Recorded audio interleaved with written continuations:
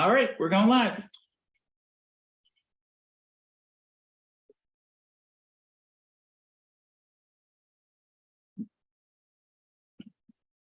Well, good morning and welcome to the Board of Directors meeting. I'm going to call the meeting to order. To establish a quorum, our secretary is not at this meeting, but we have 15 directors present and attending this meeting. So I think that automatically establishes a quorum.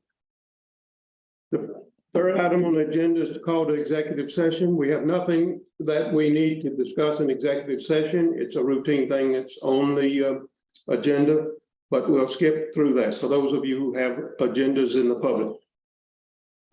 Next thing we need to do is number 5, which is ratify the approval of the directors' meetings of May 16, May 2, and August 15. Carrie usually makes that motion, but I'll make the motion to approve the minutes. Oh, second. Second. All in favor, raise your hand. Thank you. Now for some remarks by me, and I will take this opportunity to state a few remarks. I don't know how you feel about what you're seeing in the community today, but there seems to be, this is the ideal time of the year. It seems that we have returned to pre-COVID visitations, where we have them very heavy during the summer and the holidays, but starting the last week in August, particularly, and now if you're driving, you'll notice the traffic is a lot less, the bikers are a lot less.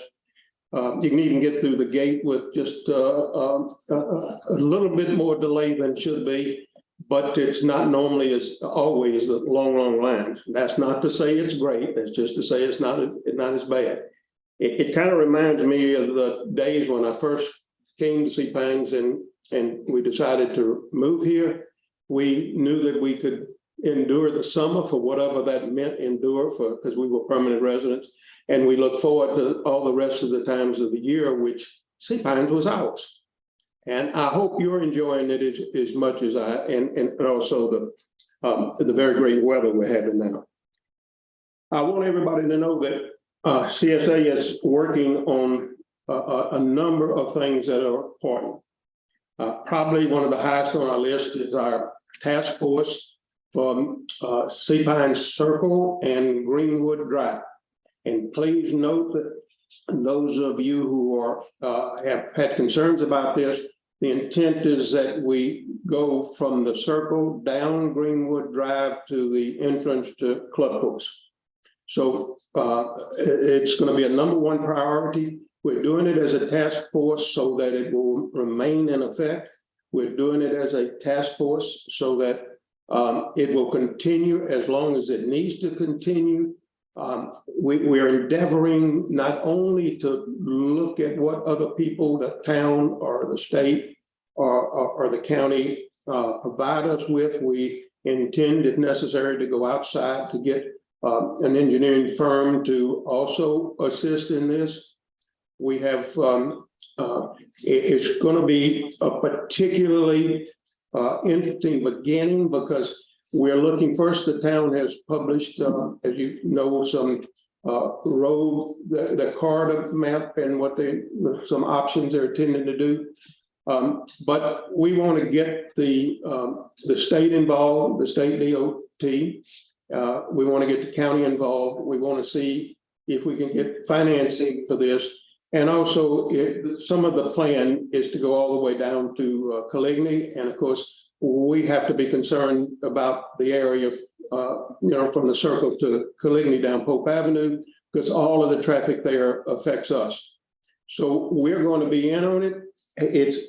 Everybody wants a quick fix. It's not going to happen. Nothing happens quick, but now we are going to be proactive and work on it while they're planning. And there'll be more to come on that a little bit later on in the meeting. I've got to say something that's remarkable to me. I spent many years being providing legal representation to the city that I lived in. And I had state laws, local ordinances, federal laws to deal with. I thought that was complex. And I came to Sea Pines and I got involved in this. On top of that, you add the covenants, the amendments to the covenants, the settlement agreements of lawsuits, the bankruptcy and the assignments from the bankruptcy. The complexity of all of that is very difficult to follow because you have to mesh all of those things together. And sometimes it's not as clear as the path you have to go. And sometimes you're blocked because of something that's in there. It's not perfect, it's complex. I don't go to any CSA meeting without 3 documents sitting next to me. That's the 74 covenants, the 88 assignment from the bankruptcy court to CSA, and the CSA bylaws. They're that important and that frequently involved in everything we do that you just can't ignore those. So one of the things that I decided that we should do this year, and it's taken a little time to get around it, and included like forming this task force, I want to review our procedures and processes and how things work, but how they should work. I suspect from some things I've seen that some of these have just grown up as a matter of custom, as a way that people did it, and it's been followed. I also want to make the property owner's interaction with CSA to be more user-friendly. We are involved in certain things, and one of them recently came to our attention was the beach walk encroachment of people wanted to put boardwalks. And CSA is involved in that, or the Forest Preserve is involved in that. And, you know, we were delaying, not intentionally, but process had been you file your application and then it gets presented to the trustees, and then the trustees either approve it or don't approve it.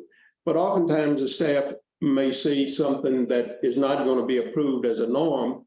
And what I've instructed our staff to do with Sam's cooperation is that if a property owner files for something and you see that it is not in compliance, talk with them immediately. Don't make them wait and come back and ask you where it stands or what's going to happen. Talk with them and help guide them through the process rather than just say yes or no and don't do anything. So we're gonna push that in that. I think in many other areas we already are fairly user friendly, but we also, while CSA does not control the ARB, it's a separate organization.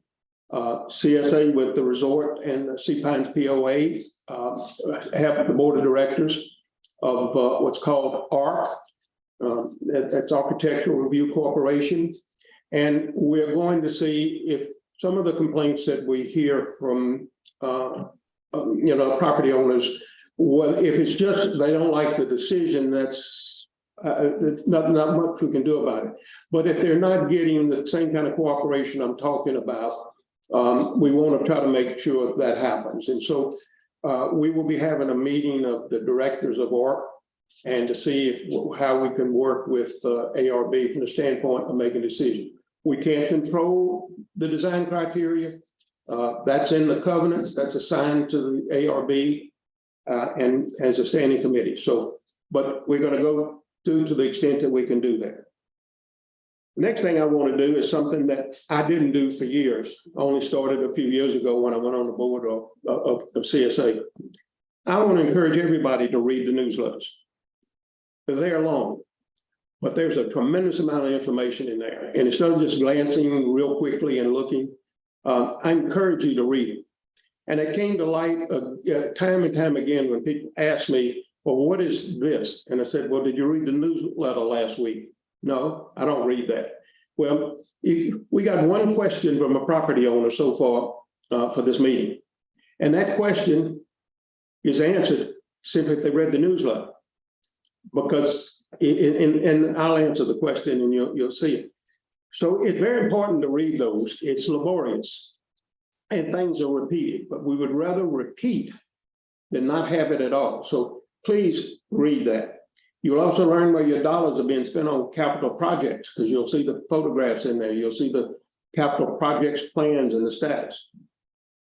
We have a great community and it's the kind of place that I think we all love and want to enjoy.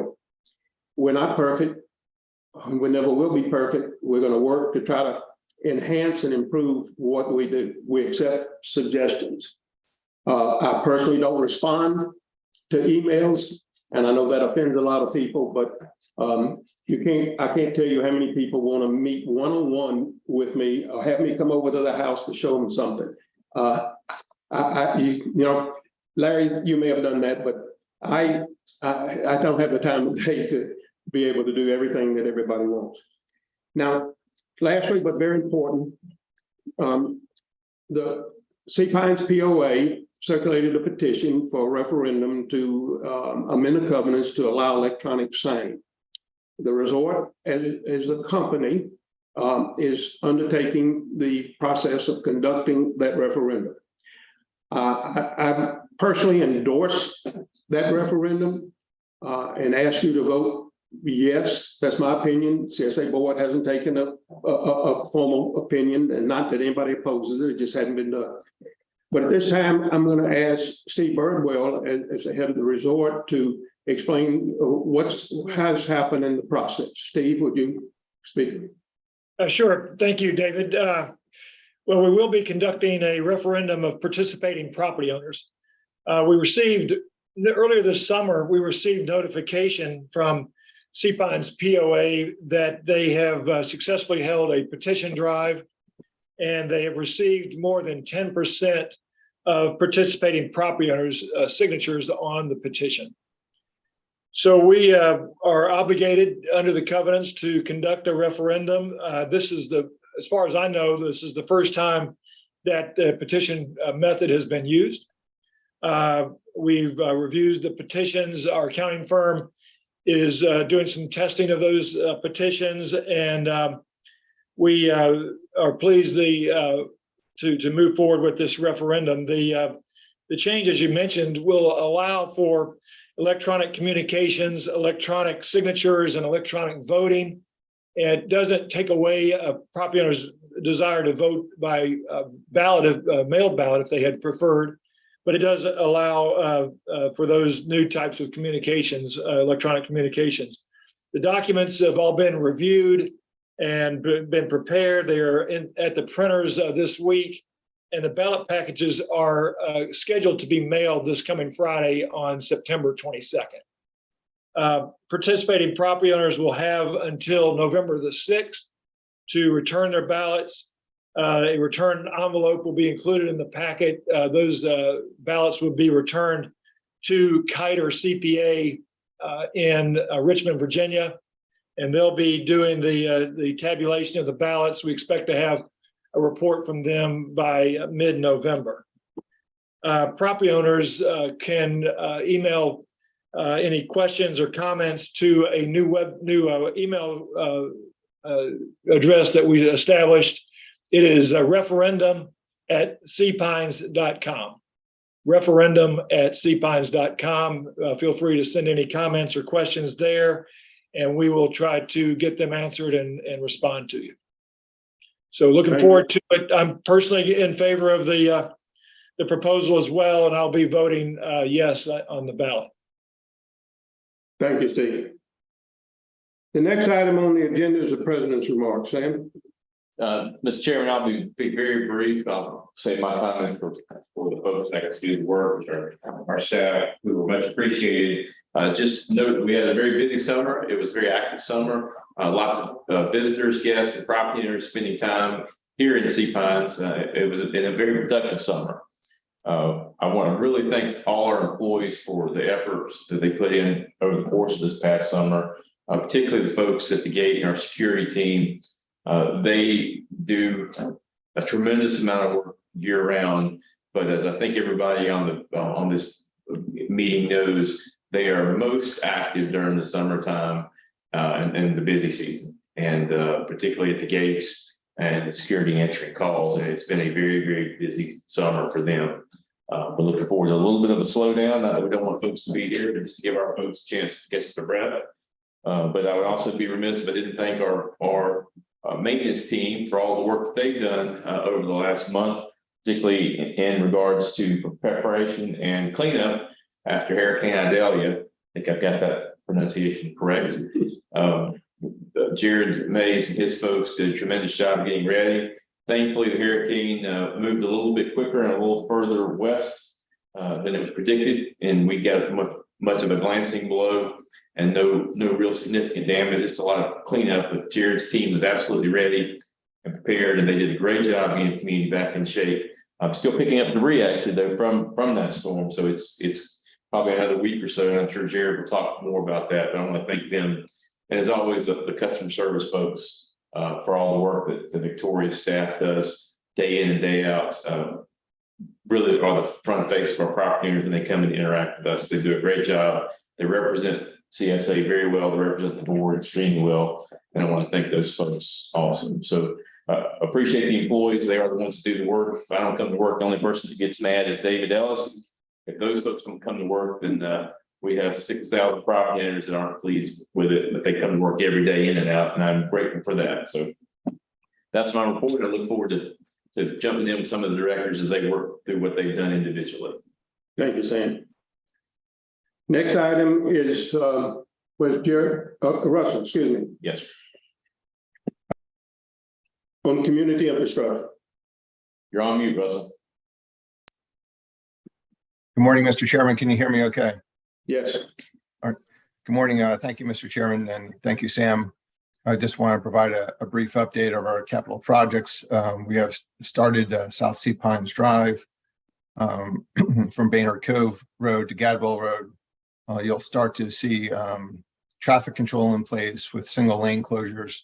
So do know to expect traffic delays in the upcoming weeks and months ahead. Our contractors are getting started. We had a little bit of a hold up with the storm, as Sam noted, and again, kudos to Jared and his staff on that cleanup. Certainly well done. As we progress with the stormwater repairs and installations along the road, we'll be segueing at some point down the to roadway and leisure trail construction. We continue with survey work, multiple areas of the roadway now, and also tree work that we're working on this week. So again, thank you for your patience, and you're going to see a lot of those traffic controls in place, certainly more and more as we go along into the months ahead. Another project that we're working on is Greenwood Drive Leisure Trail outside the gate from the Welcome Center to Publix.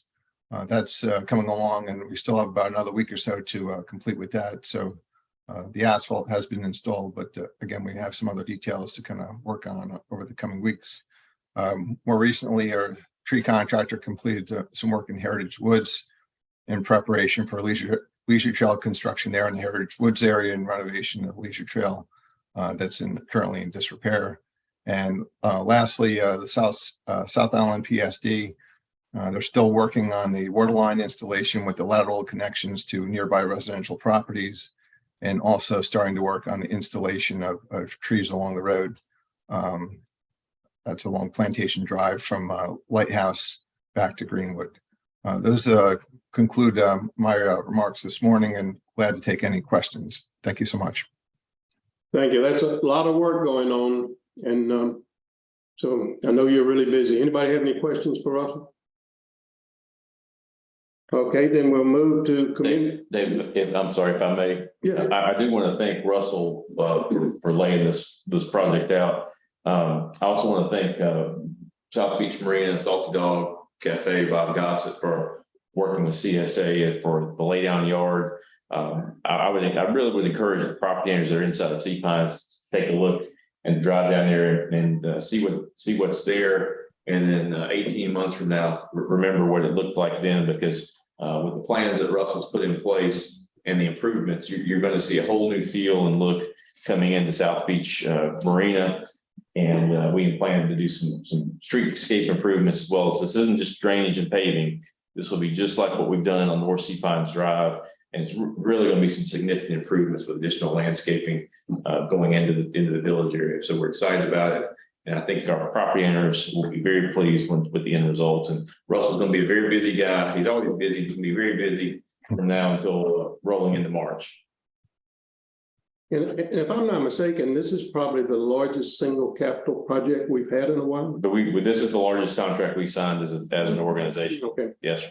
Absolutely is. okay. But don't mess it up, Russell. I'll try not to.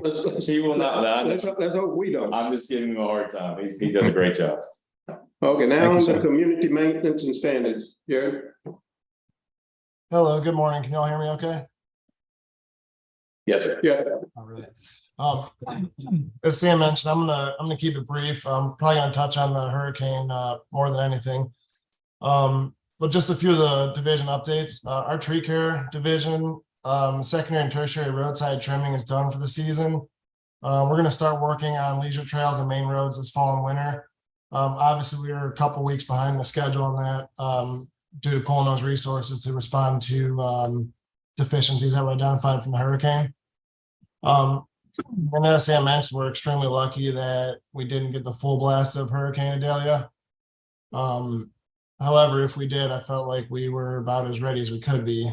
We had majority of our departments stay on site during a storm to assist with calls as needed. We ended up having, I think it was around 24 trees fall across the road during a storm, and all of which were pretty much able to be cleared immediately. We did install 6 additional mechanical pumps at key locations to assist with water removal from the community, which we had staff monitoring these 24 hours a day. And again, as Sam mentioned, the cleanup is mostly complete from a storm. We're gonna have staff continue to work in open spaces just to finalize cleanup of limbs and debris. So our debris recycling division, obviously we had excessive debris from Idalia. We're managing influx in our debris center. The crews are just about caught up now. We're hoping by the end of this week to be fully caught up. Our roadside staff, they've been continuing to trim vegetation on leisure trails and open spaces and beach walks. But again, we've kind of had to put that on hold to have them do some storm cleanup as well. These are the gentlemen that are walking in the woods and picking up the branches and the debris and everything that's on the ground. And I do want to give kudos to the staff. I think they've worked extremely hard and efficiently to get the place looking good quickly. Some of the stormwater maintenance and repairs, I'll just touch on a couple of them, but pipe and catch basin cleaning, we've done Woodbine Place, some of the T streets down like Gadwall, Brown Pelican, Black Duck. Then we moved up by Fraser Circle, Willow Oak Road West, Red Maple, Tupelo. We've done approximately 15 streets in the last 2 months. As far as ditch repair, we've had a couple over on Governor's Road and Club Course that we've had to do some repairs on to help with water flow. We did install a new catch basin on South Sea Pines Drive near Bald Eagle West, which is actually a lot more helpful when we're getting these heavy rains to keep the water off the leisure trail down there. That's all I have for maintenance. And before I go into community standards, did y'all have any questions on maintenance? Any questions of Jared? All right, I'll hop into community standards if that's Okay. And again, I'll keep this brief as well. So year to date for 2022, up until today, we had 513 violations. For 2023, we've had 1,355 violations. About 70% of those have already been closed. And of the 1,355 violations, only 174 were second notices. So that's resulting in approximately 87% of owners coming into compliance within allotted time. And that concludes my report, Mr. Chairman. I'd be happy to take any additional questions. Okay, Larry, you have a question? Just Jared, the number jumping, is that due in part at least to the fact that we've increased our land use management staff and therefore we have more people out finding violations, or was it just that there were actually more violations to find? Do you know, can you speak to that? Well, I don't want to say a little bit of both. I mean, it's definitely due to adding additional staff. And we've put systems and processes in place to get them on a proactive basis instead of waiting for someone to call in or spending a little bit of time here and there. We have one person that's just full-time going out looking for violations on a systematic order. we're doing certain streets, certain days, and certain zones. So, and also we have additional equipment. We have some carts and ways to get around the backs of homes or down beach walks or down oceanfront homes. So I'd say it's a mix of everything, but it's really the systems and processes we put in place. We're good. And the other question, what's been the result of our new noise regulations? Have we found a lot of violations, and have they come into compliance? There have been a few. We've seen a lot more compliance than issues. Good. Thank you. You guys do a great job. Thank you. I don't know if any of you noticed, but I noticed Ryan driving around in our neighborhood, and he stopped and talked to him and asked him what he's doing. And he's doing just what you said, Jared. He's riding around looking to see if there are any violations without them having to be reported. Exactly. So it's much more active and than just relying on somebody to call up. But congratulations on it. Next on our agenda is communications, governance, and planning. Amanda, you want to take over? Thank you, David. Good morning, everyone. Good morning, board members, and good morning to those who were watching on the live stream. Certainly appreciate your engagement. A couple of quick reminders and comments from the communications department. A couple of folks have mentioned it this morning, but Hurricane Idalia, certainly if you are not receiving our email communications, we'd love to be able to reach you in your inbox.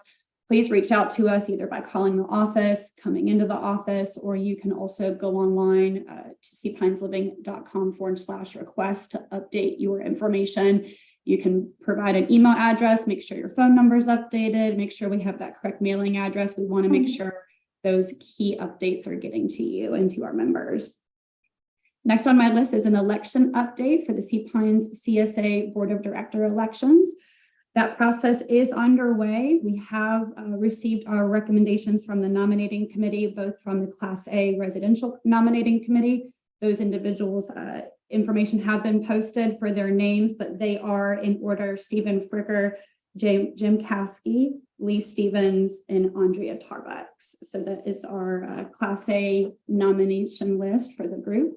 For Class B, we have Don Sigmund, and that is for our commercial board.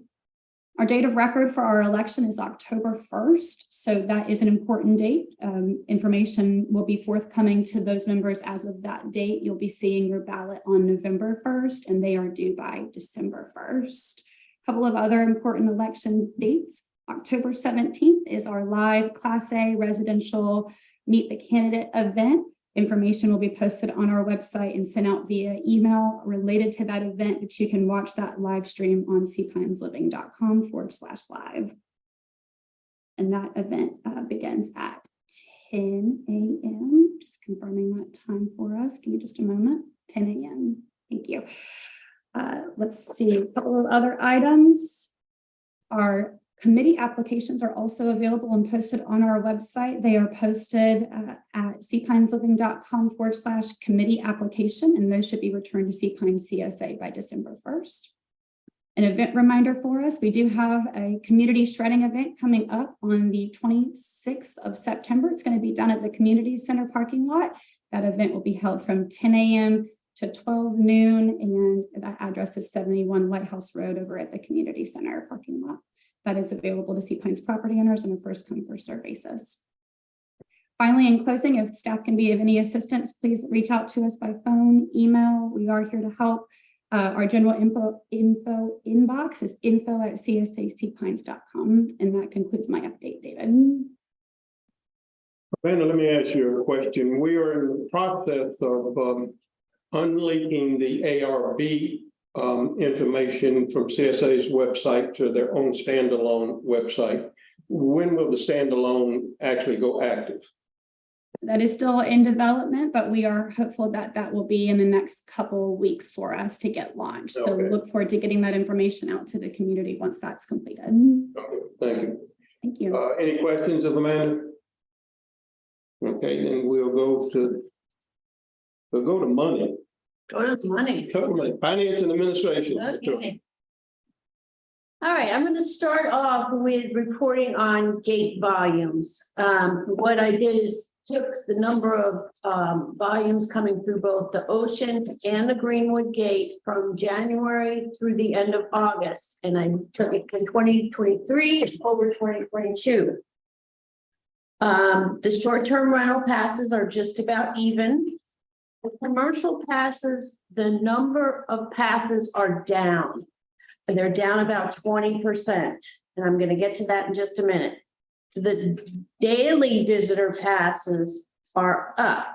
They're up by almost 6%, and that equals to a little over 12,000 passes. As you all know, we increased the daily commercial pass price effective January 1. I'm thinking, and I can't attribute it to anything else, that some of these contractors realize that the price increased, take the magnetic off the side of their door and pull up and say, I'm coming in for the day. I need a $9 pass. With the addition of Joe here, thankfully, now that we have a chief on board, we're really ramping that up. And if you are in a commercial vehicle, you are paying the commercial daily fee. Next, we're going to talk about the rental registration fee. As you know, just went into effect this year. The bills were mailed out in August. There were 2,336 invoices that went out. Of that, we've heard from 152 that they do not rent their property, that they were on the R program, but they haven't, rented their property in years, and we gave them a credit against that. And so we invoiced a net of 2,184. As far as collections, we thank everyone that has paid their fee timely. There are still a little over 700 property owners that still have not paid. So that's about a third. So that bill was due on September 1st, and you will be receiving some late fees coming here in the next couple of weeks. We are also working on the 2024 budget. So Sam and I and the directors are all working together. I will be presenting this to you sometime for our November meeting. I'll be having a special finance committee meeting next month for a detailed line item, so the finance committee is aware of where we are. I did want to mention the CPI. The CPI just dropped over the weekend for the August, and it's up by 3.67% over this time last year. So we'll keep an eye on that. That would indicate that the improved lot assessment for 2024 would be 1,955, and an unimproved lot would be 1,168. That's given if the CPI doesn't move. Now, again, we did it last year. We tried to consistently use the October numbers, so we're going to try and do that. I just did want to keep you updated as to where we are.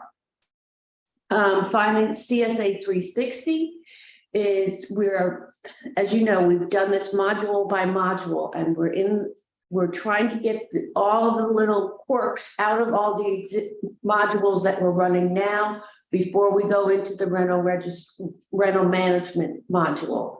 So we thank you for your patience with all this. It's a very big undertaking, and we're just trying to make sure that everybody is happy, that the users of the software are happy, the property owners are happy. So again, thank you for your patience. We're moving as quickly as we can. Unfortunately, we are at the vendor's mercy. And finally, we are trying to get our insurance renewals. As everybody is aware, insurance, especially property insurance, is increasing just faster than we can keep up. So we did change agents a number of years ago, and we have now gone to a November 1 renewal date versus a calendar year when everybody is trying to renew at the same time. This gives us a little more exposure with the carriers. We are able to tell our story, who we are, what we're doing to protect ourselves. So that we're working with that. And more financial and money and dollars to come later on in the meeting. Any questions at this time, Victoria, Larry? Victoria, just for those who may have suddenly gotten sticker shock on the $1,900+ amount, I believe it advised in the finance committee that is a total of 2 elements to 2 different funds, one to the general operating fund and one to the special assessment fund. So that are the critical infrastructure fund. So it is the total that they'll pay, not that plus the special assessment. Or the, Right, at this critical. point, the 668 is the portion of the critical infrastructure. Just so they know there's not more to come. It's a total. Thank you. Any other questions of Victoria on this? Okay, then we will move. Well, we finished all the finance, so we're going to go to special projects. David Henderson. Yeah. Thank you, Mr. Chair. Good morning, everyone. Just have a couple of brief updates for you this morning. We'll start with the Forest Preserve as we experience these first signs of fall. It's a great time to go out into the Forest Preserve. We were also largely spared by Idalia. We did have about a dozen trees that were brought down by the storm. Thankfully, none of them were across any public roads, trails, or boardwalks. That's normally not the case. So we were very thankful for that. And we did have a considerable amount of small and medium debris that was down, and that cleanup work has largely been completed. So it's a good time to get out to see the Forest Preserve. The Forest Preserve will be having its signature annual fundraising event, a bonfire. It will be on Friday, November 10th from 4:30 to 7:30 p.m. You probably have seen some save the dates in recent CSA community emails. You'll continue to keep an eye on that. We will be announcing soon when tickets will be available. Anticipate that will be early next month. We hope you can join us on Friday, November 10th for bonfire. And then lastly, Six Oaks Cemetery. In order for us to continue to meet the needs of the Sea Pines community, the cemetery is expanding. The new area has been named Azalea Terrace. Construction began earlier this year in the spring, and we're anticipating that it will be completed this coming October. So it's just in a few weeks. So I just wanted to let you all know about that. And that concludes my report, Mr. Chair. I'd be happy to take any questions that anyone may have at this time. David Purdue. Yes. David, how many extra plots in the cemetery will that provide us? It's approximately 800, David. Any other questions? Okay, thank you, David. I think I skipped over the resolution to approve the August 31 financial. No, You've got safety security. We got to do safety and security. Okay, oh, excuse me, okay. Now we're gonna see Joe Count. And, oh, there you are, okay. I'm here. Joe. You hear me okay? We're doing all right. You want to get, and let me remark before you get started. I was coming in this morning and I saw what appeared to be 2 younger security and gun toters, whatever you want to call them. I don't know if these are new hires, but what I've been used to is people that are a good bit older, like these, but these look like these are guys that, in their 30s maybe. Do we have people like that? Yeah, we do. We'll take them if they're qualified from anywhere, as long as they're qualified. Well, that's good. It was nice. You're right. Your eyes aren't deceiving you. You're correct.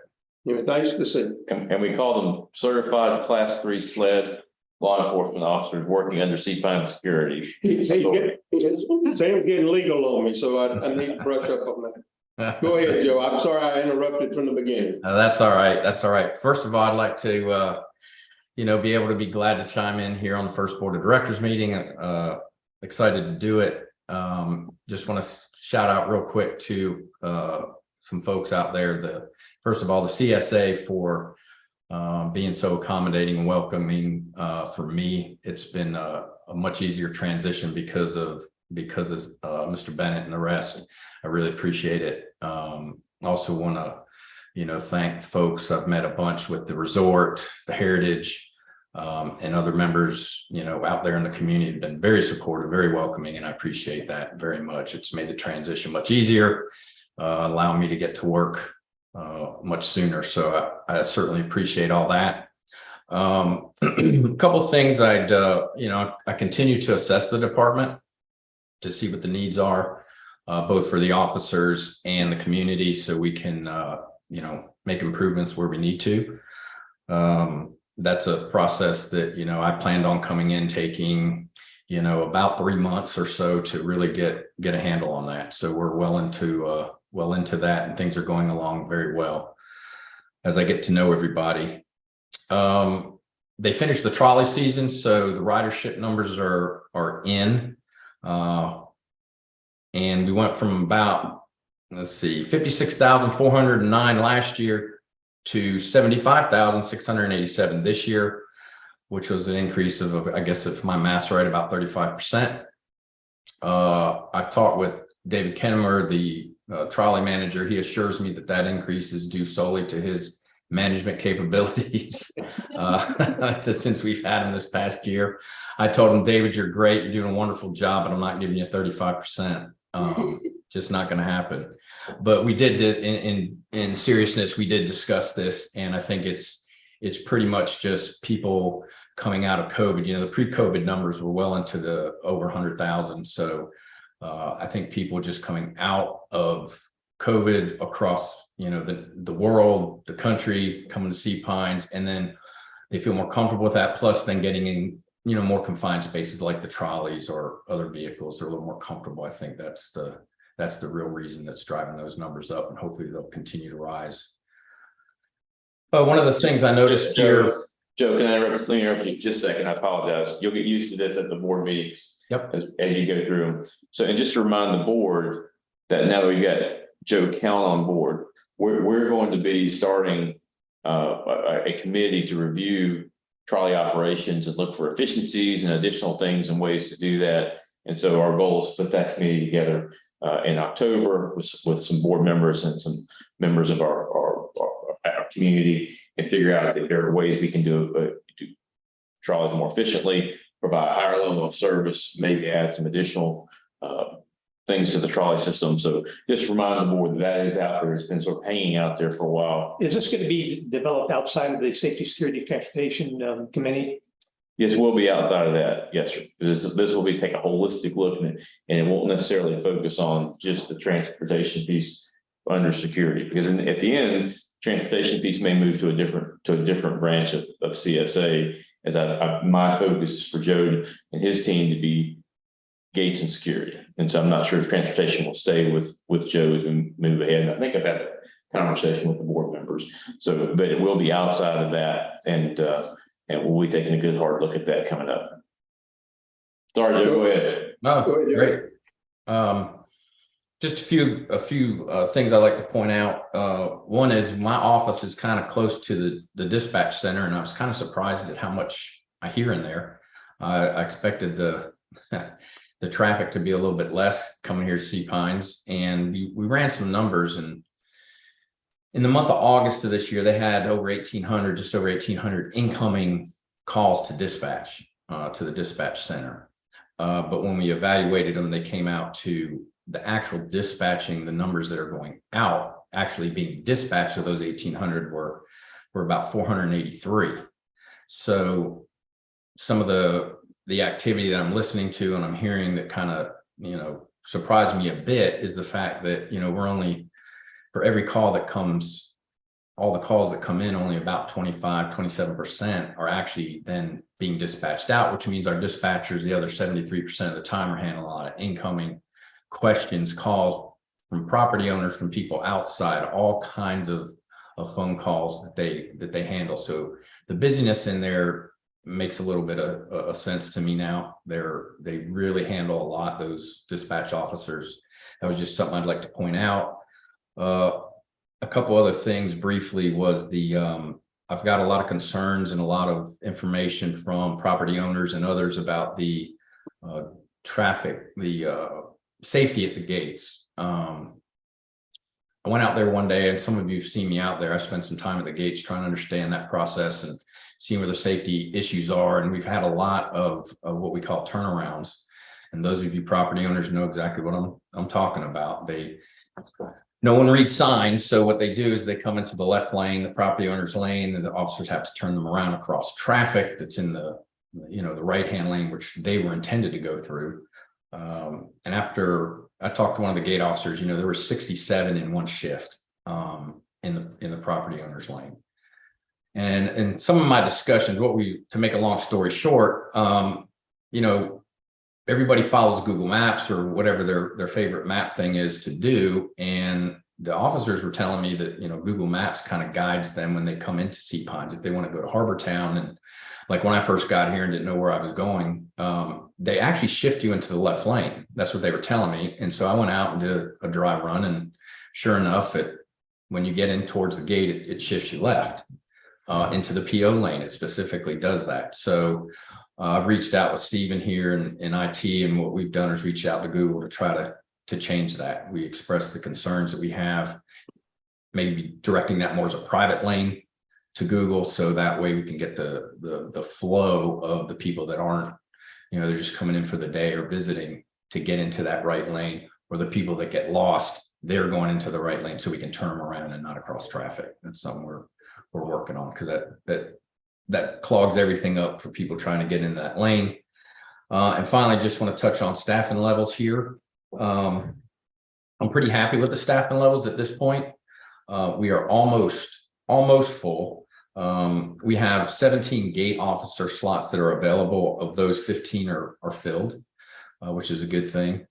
And on the patrol side, the gun toters, like Mr. Ellis would say, we have 24 available slots, and 20 of those are filled. So we're down 4. However, the caveat of that is the fact that, you provided us with some more officers for security last year. We continue to fill those. So that's the reason why that number's down. If it weren't for that, we'd be full at last year's levels, but we continue to aggressively try to recruit and then retain what we have to make sure these levels stay as high as possible, and we get full here to provide the best we can for security. If anybody's got any questions? Any questions? Let me ask you a question, Joe, and I think it'd be interesting for the property owners. Is there a schedule at which security officers tour every street throughout the community? They do. I haven't gotten all of them yet, but they do. And they do a lot of what we call proactives, where they actually will call in and say that they're doing, I'm in this area covering this, or I'm in this area covering that. They go through in their training also. They have to learn where all the streets are and everything. Because as I've learned, and as you are well aware, it's kind of complex back here. There's a lot of roads that go to nowhere. There's most places you can kind of drive around and find your way out. Not so much in Sea Pines. You might be somewhere for a while, especially in the dark. But yeah, they do. There's areas that they go to, and they call a lot of those places out to dispatch. Yes, sir. Leanne? Yeah, thank you, Joe, for your remarks. I'm interested in that analysis you had done on the 1,800 calls that were made to the dispatch center. And I'm curious if, in your experience, is that 73% that's not resulting in a patrol officer, being dispatched, is that in the norm, or are we kind of, are we out of the norm?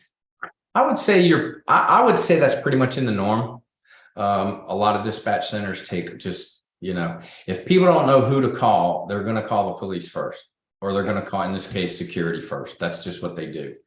They figure they can get to where they're going from security. And I think, throughout Sea Pines, that's advertised a lot too. Like when, things, they put the security number in, which is fine. But I wouldn't say, Leanne, that's drastically out of the norm. No, not at all. I was just more from a point of saying, wow, it really sounds busy in there. And I just kind of was trying to figure out, why that was. But no, I wouldn't say that's out of the norm. And would the level of the dispatchers, like the 2 that are in there, from what I've seen, I don't know if there's more, but is that staffing adequate to field the calls? It is adequate. We've got some folks that have been here a while in their positions. We're very fortunate at that because, you know, coming from where I did, you know, dispatch is a little, these people over here aren't just dispatchers. They're really officers and have a lot of knowledge about the gates. That's a lot of what they deal with. They have a real good knowledge base of how that works. That's where a lot of the questions come from. So they're just not simply answering average calls. They're dealing a lot with the things with the gates, I think. But Okay, yes. thank you. Good. Thank you. Mhm. Any other questions of Joe? Thank you, Joe. Yes, sir. Now we go to where I was going to before, out of order. We have the financial statements for the year ending August 31. There's a resolution to approve the financial statements. All right, I'm just gonna go over them very, very briefly. You'll see on the balance sheet that there's 4.3 million in cash. Since then, we have moved 1.2 of that into investment so that they can start earning a bit of money. Then you'll see that receivable number of 705. I looked this morning and that's down to 532. So we've been, and the majority of that, and like I mentioned before, is that rental registration program. In the liability, significant number is in that retainage payable, and that's all that work that's going on in South Beach. We retain 10% every time an invoice comes in until the job has been cleared through our engineers, and then we return the full amount. And finally, down in the fund balance, you'll notice as of August 31st, there's just over $3 million in that critical infrastructure fund. I fully anticipate that being spent down through the end of the year. And moving on to the income statement, again, critical infrastructure, we have earned $4,295,000 this year. So that program is successful. The daily gate passes you'll see are up over budget as well as over last year, and that's simply a revenue, and that has to do with, like I mentioned before, that increase in the daily commercials. Annual permits are up again because that is a little bit of an increase, $25 across the board. For the expenditures, I noted right on the face of the income statement if there was any significant variances, so you can read that. And one of the big differences is in these projects. It's the timing of the billings of these projects, the major projects, the Sea Pines Drive, South Sea Pines Drive. So much so we've spent almost 2.8 this year, but we were budgeted at 5.4 so far. So that leaves us with 2.6 that we haven't spent. But again, I fully anticipate spending all of that money by the end of the year. And finally, I'm proud to say for the first time in a long time, we have a positive change in our market value of our investments. That's been a long time coming. So we haven't seen that positive number in a while. And then finally, you'll see I detailed the projects against the annual budget. And you'll note that of the 2.8 that we've spent, 1.9 of that is being funded through that critical infrastructure. Are there any questions? Steve? Steve, you're on mute. Unmute, Steve. We are. I just wanted to congratulate you on a very strong balance sheet. It's great to see the balance sheet that we have today versus what it was, many years ago. I remember times when CSA had maybe $200,000 in cash at one time, and now it's good to see that building the reserves and also being able to tackle these critical infrastructure projects and the big ones that we have underway. And I just really pleased that CSA is in strong position that they are with the balance sheet. Very good. And those of you who've been around a long time, I noticed that Charlie Minor was nodding because he's been on the board for a long time and knows exactly what you're talking about. Any other questions to Victoria? Okay. I do need a motion. Okay, need a motion to pass. I'll make the motion to pass the resolution to accept the financial Second. statement? Okay. Second, All right, all in favor, raise your hand. Any opposed, same sign. Okay, now, the next item is an amendment to the finance policy. You want to talk to that? Sure. Up until now, I know you all are not accountants, but we have what's called a capitalization policy. And that means if you purchase something, let's say you purchase a copier, well, you anticipate that that copier is going to work and be used over 5, 6, 7 years. So you don't expense the whole cost of the copier in year one. You take 1/7 for 7 years, and that's a threshold. And up until now, what was determining what gets capitalized and what gets expensed was $500. So we were capitalizing and depreciating a whole lot of things that were not actually lasting more than 2 years. So we're requesting that we increase from the $500 to $20,000 with a useful life of 3 or more years. Any questions about that? Questions about that? Leanne, I should have let you make the previous motion. What, you want to make the motion to approve resolution on this? yeah, I'll make the motion to amend the finance policy dated September 19th, as worded in the attachment. The only edit I would make is that the purchases under 20,000 and with a useful life of under 3 years. I think that's the correct way to word it, as opposed to using a comma. Okay, For the up, yep, we'll say the Yeah, same it should- thing. just- They need to meet both criteria. So that's the Right. motion. is there a second? Second, Okay, all in favor, raise your hand. Thank you. Now we've got a budget adjustment. And Victoria, you up again? Yes, it's coming out of the finance committee to allow for Sam and myself to make a budget amendment throughout the year, and that may be an increase, it may be a decrease, but up to $50,000 per adjustment, and that amount cannot exceed 200,000. Now, that has to be reported to the finance committee every time we meet, if we have made any adjustments, so that they can follow of any adjustments that we have made. And that would give us a little more flexibility as things come up throughout the year without having to hold meetings, hold board meetings, hold committee meetings. And that once we have done that, we'll just report to the board and the finance committee. Any questions about it? Larry?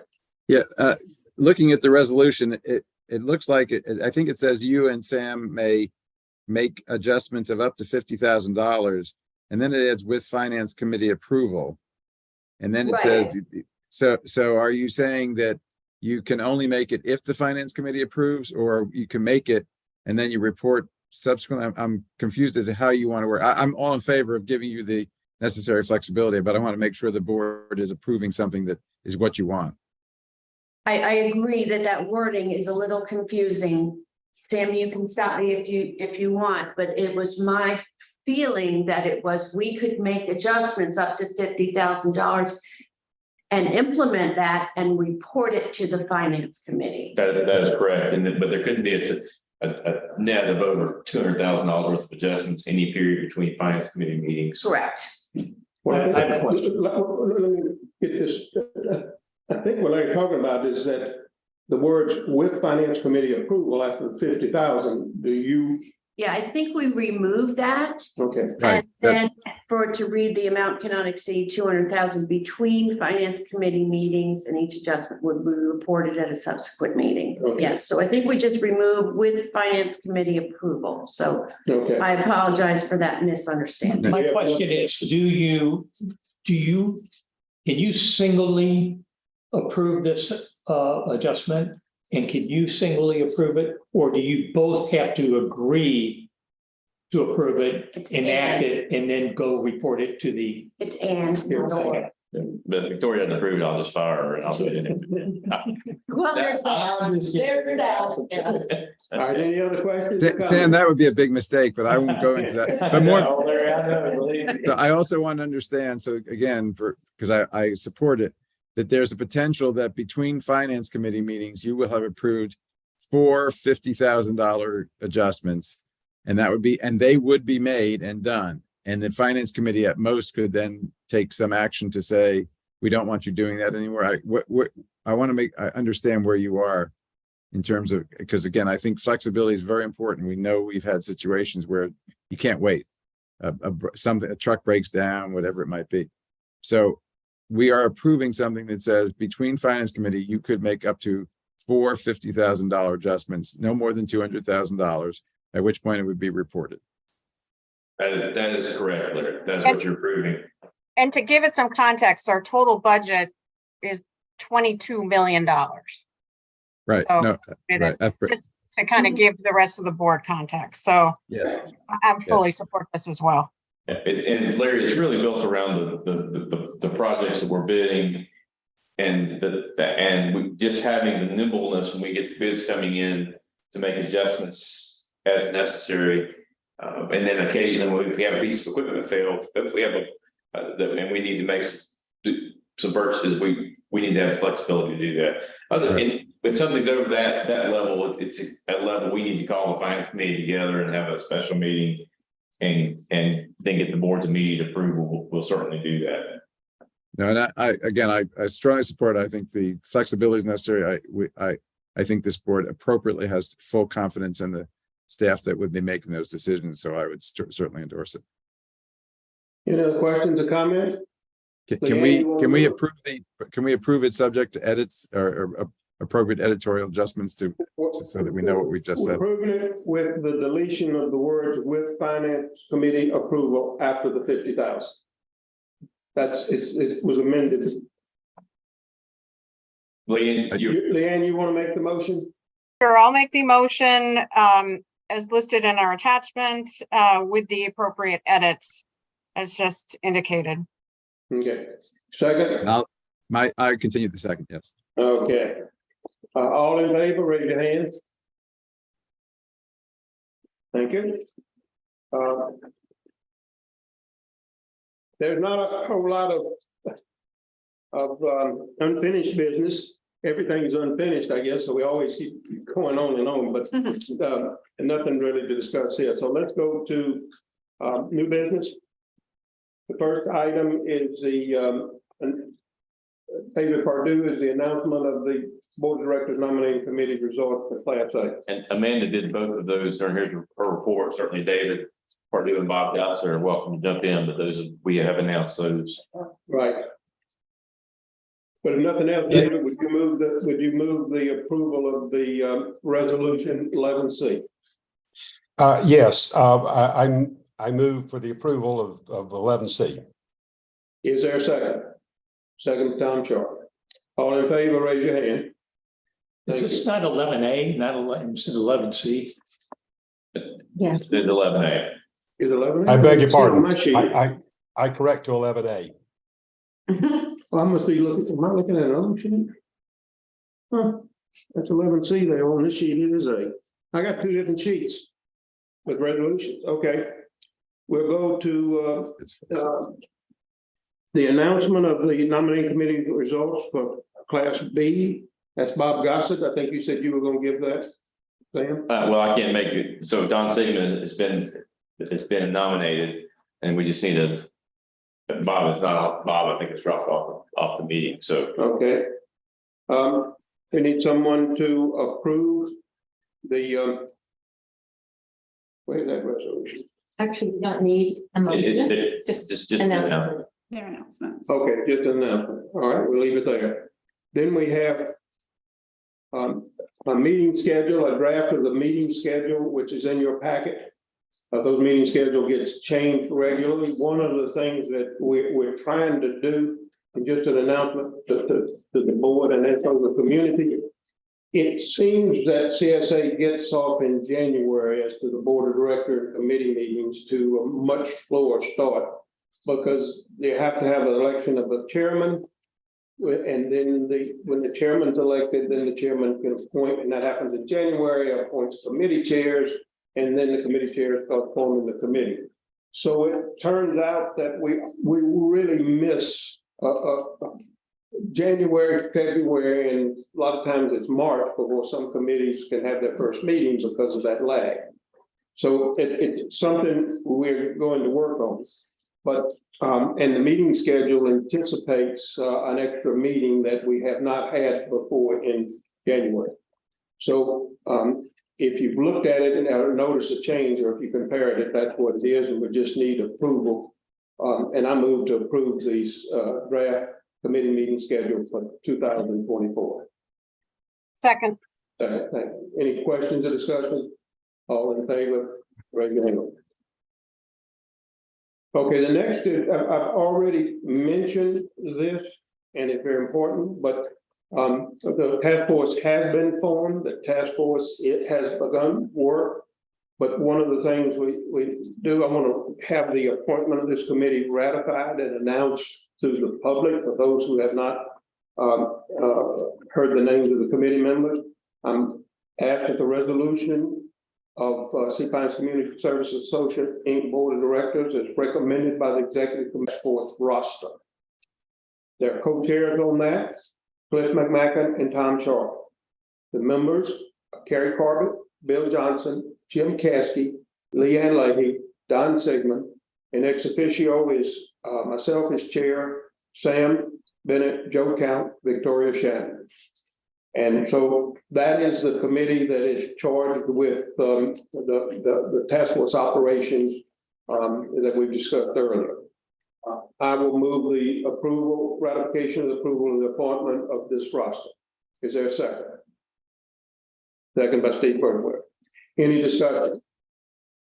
Not, then all in favor, raise your hand. Thank you. We have two other items on the agenda. There's a ratify, you have already electronically voted on these. It's a ratify approval of encroachments. One of them is encroachment agreement for 76 Baynard Cove Road, lot 46, Baynard Cove. And it's, rather read the whole resolution, it's just to approve, ratify the approval as evidenced by the as-built survey that's in the file and been submitted. Any questions about that? We've already electronically approved it, so I assume that you're ready to ratify it. So I move the adoption of the approval of the encroachment agreement. Is that second? Second, okay, Larry. All approved, signify raising your hand. We have another encroachment agreement at 70 Baynard Cove Road in lot 43, again to be as evidenced by the as-built survey that was done on that. It's in your packet. It was also electronically approved by you prior to this meeting. So I move the ratify the approval of that encroachment agreement. Is there a second? You have a second over there? All in favor, raise your hand. Thank you. Pass. Before we close the meeting, did any directors have any comments they would like to make? Yes, I do. Steve? David, just two things. First, a feel-good item.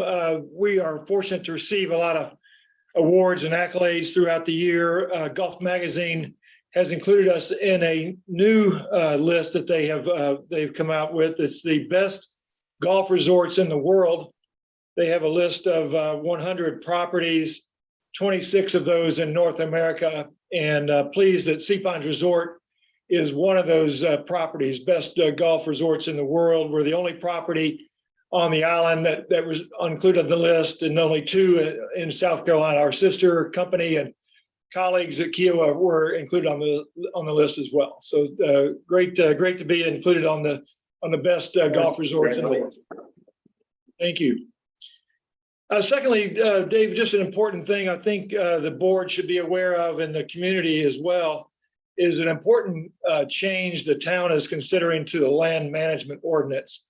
It relates to property in the Sea Pines Circle District, just outside of our gates, which everyone knows is a critical area for us because it's already congested with traffic many times in the summer season, and other times of the year, the traffic can be backed up in both directions on Greenwood Drive. The proposal that the town is considering would increase density in and around the circle, especially the quadrant between Greenwood Drive and Pope Avenue.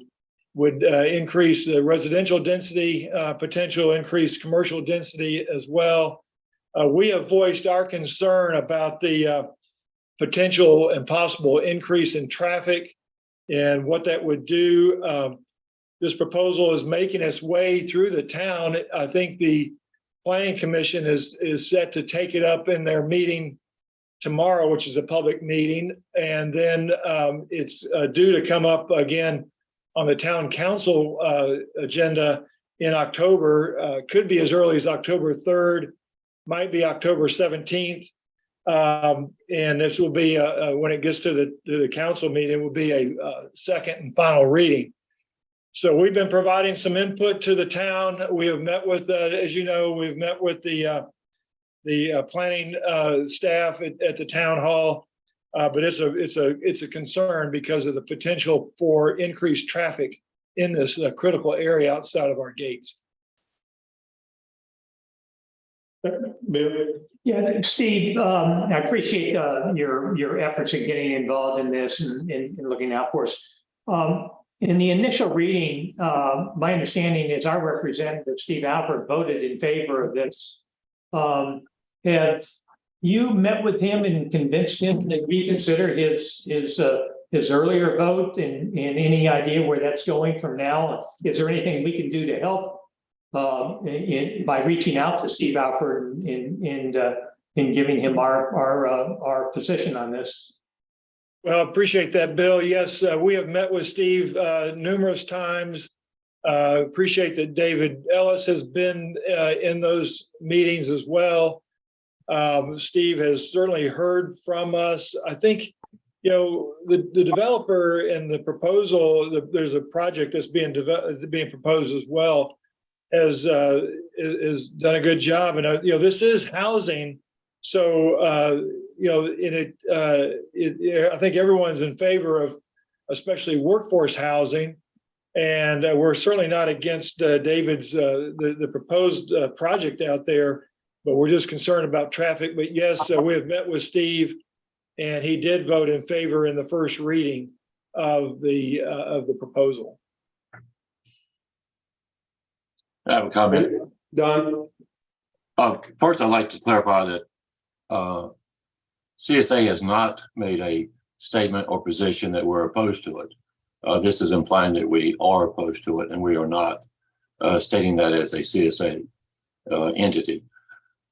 Second, Steve mentioned that there's traffic. You sound like you're against it, but you also at the last moment said you're not against it, that you support it. We have to be careful that this project is very good for workforce housing. It's very good for the university. It provides dorms for the university. The university provides parking for the dorm spaces. It's a very positive project. So I don't think it's correct that CSA comes out somewhat implying that we're against it, because I don't think we are. I think the majority of CPON's property owners are for it because it's a very, very positive project. It helps the workforce housing. A lot of the managers, line chefs, cooks will be able to afford and live close to their work. The housing is east of Greenwood Drive. Most of the workers will exit Office Parkway onto Pope Avenue. So I think we need to be very, very careful trying to sway Steve Alford one way or the other as an entity. An individual should go to him. I personally think the project is very, very positive for us. Okay, and we've actually taken a resolution that we worked on the last meeting, and it's in the minutes about the position of CSA, the official position. And the position does not take a position against this project. It's the concerns of whatever else might happen in a C-Pine Circle District. And we're following that resolution exactly for what the board has authorized. So we've been, but if anybody individually and, wants to have their opinion and state it and do whatever, that's perfectly, fine. But we have an official position and that's what we're abiding by. Also like to mention that the project has no short-term rentals. The current by right allows massive short-term rentals, which would really flood the area with traffic. I think it's very, very positive that he's offered to remove short-term rentals, large setbacks. The entire project will be buffered. Someone has mentioned that, well, what if Riley's tears down their facility, builds a new restaurant on the first floor, builds apartments or condos on the next couple floors under the same plan? I think that's positive. I think the Riley's area is blighted and needs to be cleaned up. If they came in under the same plan, there'd be no short-term rentals. It'd only be positive, nice, new, clean construction. All of that area would be cleaned up. A 45-foot buffer along Greenwood Drive would be phenomenal. That would take out most of their parking, and we'd have a beautiful drive coming through Greenwood Drive. So if Riley's decides to do that, bless them. I think it's a very positive to clean up all those ugly buildings at Riley's, put in a nice Riley's restaurant on the first floor, 2 levels or 3 levels of condos on the second floor. It'd be very, very limited because of the square footage. And we get a beautiful entrance with the 45-foot buffer setback. So I think we need to be careful coming out negative or implying that we're negative, because I see a positive. I want the entire area cleaned up, those old buildings torn down, Riley's torn down, replaced with something new and fresh. It's not a negative, it's positive. Okay. Tom, you have your hand up? Unmute. Yes, I think your points are well taken, Don. My concern is the long-term impact or view of traffic. Traffic, for some reason, it's our #1 concern for our plantation. We certainly don't want to get a reputation that you can't get in and out of Sea Pines. That will not have a good play with our tourists or our potential real estate values. That's a stigma we don't want to achieve. So traffic is a #1 concern, but we seem to put it on the back burner whenever we have these discussions in town council with the planning commission. I'm not sure there's been a complete traffic analysis done into the future. I haven't seen it. In the first council meeting, traffic was not even presented because the town, for some reason, felt it was non-issue. And it's our #1 issue in Sea Pines. So I really think we need to, and we're going to do this with the task force, get into some of these numbers and understand traffic impacts into the future. People will have cars in the future. I mean, most people will be, whether they're short-term students, service workers, it's hard for me to imagine in 10 or 15 years that people don't have cars. Okay, so I just want to emphasize that we really need to come out a little stronger in terms of traffic and the concerns we have as a community. I mean, Greenwood Drive, fortunately, we own that at this point in time, is the principal objective of that road is the ingress and egress to our plantation. It's not necessarily to serve the commercial needs of the whole island. Yes, there's a secondary position. Don't mean to go black and white on that, but we have to look at that as our ingress and egress for our property owners. So the point is, I think we need to work a little bit stronger with the town and the entities and be a little more concerned about future traffic growth and bring it a little bit higher on the agenda than just have it in the background. Thank you. David, for you have your hand up. Yes, thank you. I can understand your position, Tom. I would, I haven't seen any studies though on how some parts of our traffic issue would be decreased, because if we could get workers to live closer to the community instead of commuting from, 45 minutes away, that takes a lot of traffic off of our roads too.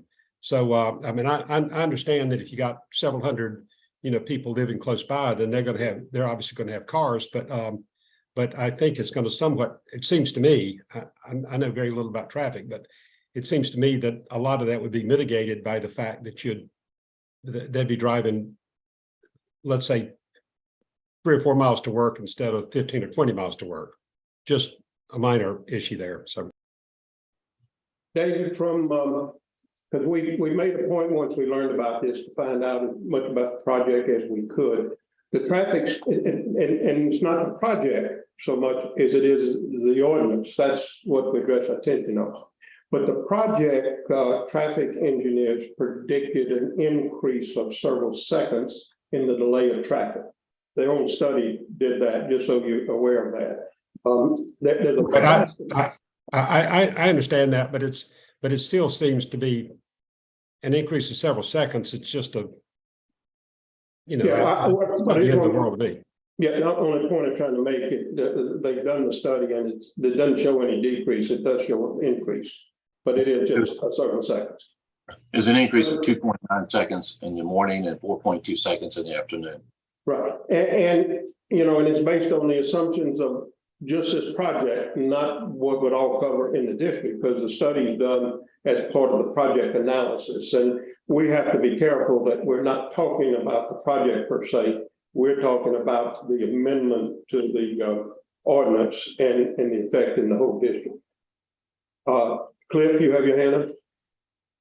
Yeah, I was just gonna dive into that topic just a little bit further, that it's really not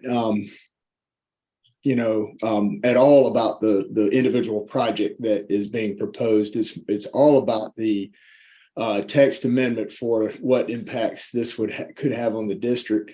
The traffic study results were minimal because I believe that the proposed project is a very conservative project compared to what would be allowed with this text amendment. The text amendment allows for unlimited density. So it just takes the lid off of density. Now you still have to meet other metrics, which you do anyway in any other district.